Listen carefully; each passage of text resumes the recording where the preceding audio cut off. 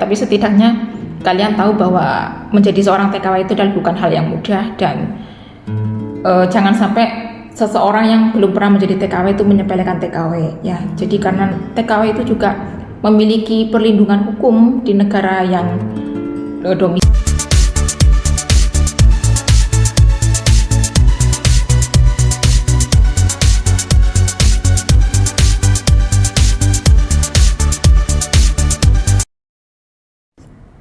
Bismillahirrahmanirrahim. Assalamualaikum warahmatullahi wabarakatuh. Salam santun, salam sejahtera. Ketemu lagi dengan Mami Ari yang apakah semoga kita selalu dalam kebaikan dimanapun berada, teman-teman. Terima kasih buat yang sudah selalu gabung dan mendukung channelnya Mami Ari yang apakah tidak kurang satu apapun ya. Aku sangat-sangat berterima kasih. Dan yang baru ketemu sama channelnya Mami Ari yang apakah, jangan lupa bantu subscribe, like, comment, and share ya, supaya kita bisa terjalin silaturahmi dengan baik. Teman-teman, di sini aku mau bercerita tentang pengalamanku sendiri ya, bukan orang lain, karena setiap orang itu memiliki pengalaman beda ya, dan kita tidak bisa menyamakan antara pengalaman satu orang dengan orang lainnya. Menjadi TKW itu adalah salah satu hal yang bukan menjadi cita-citaku dari aku semenjak kecil hingga beranjak dewasa ya teman-teman. Tapi sejujurnya itu ya, karena keadaan ekonomi itu yang tidak menjadi hal yang tidak bisa dipungkiri ya teman-teman. Aku berangkat ke negara Taiwan ini, dan alhamdulillah proses dari negara Indonesia itu berjalan lancar, mulus, dan tidak kurang satu apapun. Hanya butuh waktu beberapa bulannya, 3-4 bulan ya teman-teman. Aku belajar bahasa Mandarin, belajar tentang bekerja di Taiwan itu seperti apa, dan kita itu ditempatkan di asrama untuk belajar supaya kita tuh bisa siap kerja di Taiwan. Dan kita melalui proses TETO, PAP, dan segala macamnya itu prosesnya sangat panjang ya teman-teman. Mungkin untuk teman-teman yang belum pernah bekerja di luar negeri itu semua nggak ada di pikiran kalian ya. Jadi TKW itu ya teman-teman, itu keputusan yang udah sangat terdesak karena keadaan gitu loh teman-teman. Penghasilan di negeri sendiri jujur ya, karena aku tidak memiliki skill, bahkan juga pendidikan itu tidak memadai untuk mendapatkan gaji yang tinggi ya. Jadi aku memutuskan menjadi seorang TKW teman-teman, dan alhamdulillah aku masuk ke agensi yang lumayan besar di Taipei. Dan aku pertama kali masuk di negara ini tuh langsung ditempatkan di rumah sakit karena pasien aku ada di rumah sakit ya teman-teman. Dan saat itu pengalaman aku itu ya, waktu itu aku itu otaknya tuh apakah aku mampu, apakah aku bisa, apakah aku bisa seperti ini. Bahasanya tuh Mandarin, gak ada pakai bahasa Indonesia. Dan untuk hari pertama aku itu ada penerjemah ya, 1 hari itu ditemenin aku dari pagi sampai sore, itu aku ditemenin oleh penerjemah. Dan alhamdulillah itu Gusti Allah tuh maha adil ya teman-teman. Otakku ini alhamdulillah dikasih encer gitu ya. Apa yang dikasih tahu sama si dokter dan sama si susternya itu alhamdulillah aku tuh bisa mengikuti mereka untuk merawat pasien yang menjadi pekerjaanku itu. Alhamdulillah saat itu pasien dan di situ aku diajarin suruh sedodahak, suruh nyuntik, suruh memberikan obat, suruh segala apapun tentang pasien itu, dan aku mengikuti yang diaturkan oleh suster itu ya teman-teman. Dan itu semua sampai sekarang aku jadikan bekal untuk bekerja di luar negeri ini, di sini ya. Alhamdulillah kesehatannya dia aku yang mengerjakan gitu ya, entah dia ada perkembangan baik atau buruknya tentang kesehatan dia, aku yang kasih laporan kepada pihak rumah sakit kayak gitu teman-teman. Dan alhamdulillah sampai sekarang aku masih bisa dipercaya bekerja di negeri Taiwan ini. Dan yang mau aku sharingkan pada teman-teman itu ya, bekerja di Taiwan itu kita itu tidak bisa meminta tolong kepada siapapun kecuali pada diri sendiri. Kita percaya diri bahwa kita itu bisa melakukan pekerjaan yang diharuskan untuk kita kerjakan gitu teman-teman.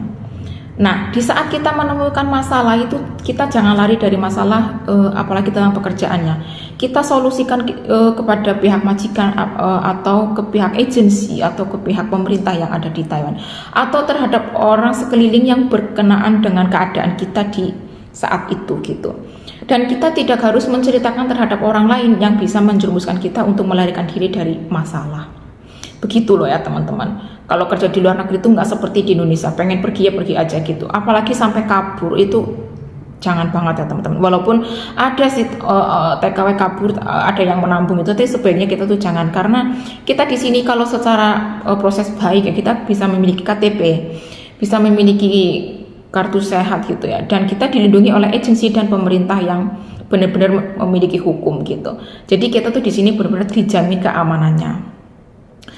Nah, untuk teman-teman yang mungkin berpikiran alah TKW itu aja gitu, nilainya negatif gitu. Nah, itu tidak boleh seperti itu ya teman-teman, karena tidak semua TKW yang mungkin teman-teman nilai negatif gitu, itu nggak semua seperti itu. Karena tujuan kita sebagai TKW itu sama ya, mencari penghasilan lebih supaya ekonomi keluarga itu bisa lebih baik dari sebelum kita menjadi TKW. Jadi kalau saya pribadi itu ya, alhamdulillah menjadi TKW sudah bertahun-tahun itu, alhamdulillah ekonomi keluarga sangat-sangat terbantu, dan alhamdulillah syukur ya, negara Taiwan itu memberikan kepercayaan yang luar biasa karena kerjaan yang saya kerjakan ini berjalan dengan lancar.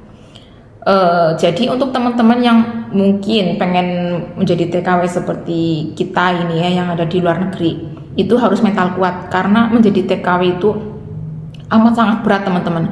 Terutama itu kita jauh dari orang-orang yang kita cintai ya, keluarga, suami, anak atau istri gitu ya. Itu sangat-sangat menjadi beban batin, dan apalagi kalau kita tidak kuat ya gitu, berada di tengah-tengah keluarga majikan yang mungkin baru dan kita adaptasi baru. Kalau keadaannya tidak sesuai seperti yang kita inginkan, kadang ada majikan yang galak atau apapun itu ya, itu menjadi suatu beban batin yang sangat luar biasa.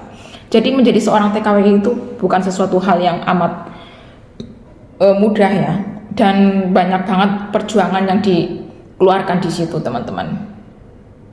Jadi untuk kita yang sudah menjadi TKW di sini ya, mudah-mudahan selalu dalam kebaikan dan bekerja dengan kelayakan yang diharapkan oleh seorang majikan gitu teman-teman ya.